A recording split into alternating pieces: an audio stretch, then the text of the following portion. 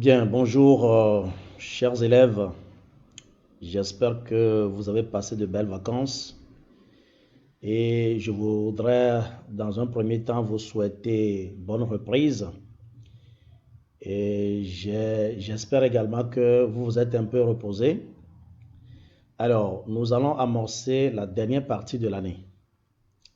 Donc, pour cette dernière partie, il nous reste encore un certain nombre de chapitres que nous devons faire et j'espère que vous devez être encore plus assidus pour qu'on puisse terminer l'année en toute beauté.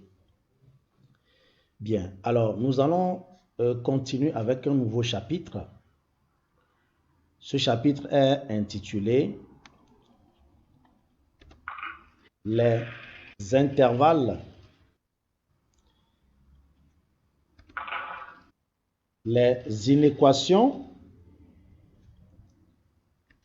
et puis signes d'une fonction. Voilà donc les trois grands termes que nous allons développer dans ce chapitre. Les intervalles, les inéquations et signes d'une fonction. Alors, ce chapitre sera organisé comme suit. Dans un premier temps, je vais parler des inéquations du premier degré. Vous l'avez déjà étudié un peu en troisième, on va revenir là-dessus. Dans un deuxième temps, je parlerai des fonctions affines, ce que vous connaissez aussi un peu en troisième, mais on va approfondir votre connaissance. Nous allons parler des inéquations produits et quotients, qui est un peu nouveau pour vous. Et en quatrième point, nous parlerons donc d'un système d'équations. Voilà donc les quatre éléments que nous allons développer dans ce chapitre. Bien, donc nous allons commencer par la résolution d'une inéquation. Donc la résolution des inéquations nécessite plusieurs étapes. D'abord, je vais vous donner, voilà une inéquation qu'on m'a donnée.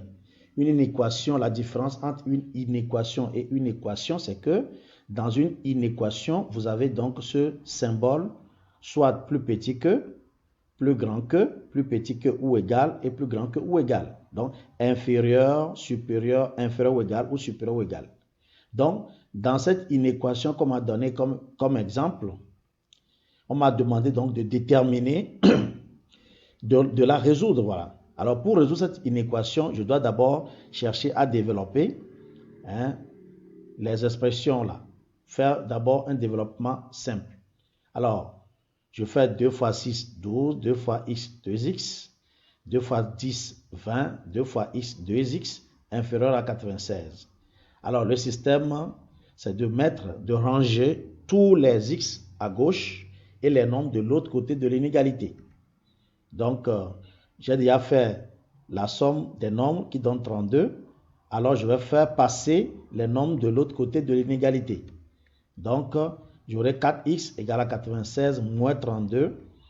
Alors, 4x égale donc 64. Si je fais 96 moins 32, je vais trouver 64.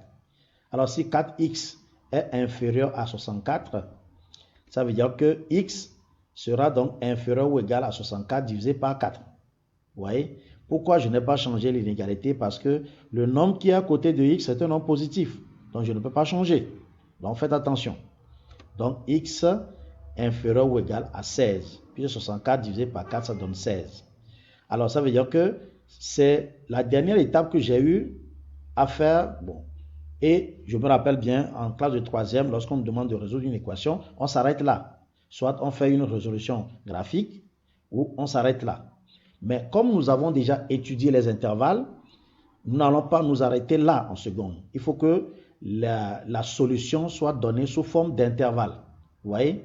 Donc, quand je dis x inférieur ou égal à 16, c'est tout ce qui est inférieur ou égal à 16. Donc, c'est de l'intervalle moins l'infini jusqu'à 16 fermé. D'accord? Donc, voilà ce qu'on appelle la résolution d'une équation du premier degré. C'est simple. Voilà, résolution d'une inéquation du premier degré. Ce n'est pas difficile.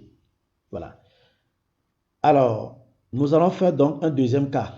Un deuxième cas, on me donne cette inéquation, 54 moins 0,07d supérieur ou égal à 5. N'oubliez pas, donc l'inconnu ici c'est D. Hein? Au lieu de mettre X, on a mis D.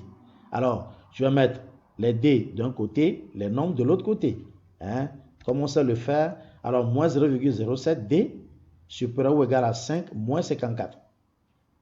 Donc, ici, j'ai moins 0,07 D supérieur ou égal à moins 49. Si je fais 5 moins 54, je trouve moins 49. Et là, je fais attention. Parce que le nombre qui est à côté de D, c'est un nombre négatif. Ce qui va faire changer le sens de l'inégalité. Ça veut dire que D sera donc inférieur ou égal à moins 49 divisé par moins 0,07. Et D sera donc inférieur ou égal à 700. Si vous faites moins 49 divisé par moins 0,07 sur votre calculatrice, vous allez trouver donc 700. Alors, je vous ai dit, on ne va pas laisser la solution comme ça. Il faut exprimer la solution sous forme d'intervalle. Donc, tout ce qui est plus petit que 700, donc ça veut dire de moins l'infini jusqu'à 700 fermé. Voilà, donc la solution de l'équation, c'est de moins l'infini jusqu'à 700 fermé. Donc, voilà comment je peux résoudre une inéquation. Je résous une inéquation en exprimant la solution sous forme d'intervalle. D'accord? Bien, alors je vais donner un exercice. Voilà le premier exercice. Résolution de ces inéquations. Vous allez me faire toutes ces inéquations, ils sont au nombre de 7. Et à chaque fois, vous devez mettre une solution sous forme d'intervalle. C'est ça le devoir de maison numéro 1 que vous allez faire par rapport à ce chapitre sur la résolution des inéquations. Bien, je vous remercie pour votre attention. Je vais vous laisser faire ce travail-là. Merci.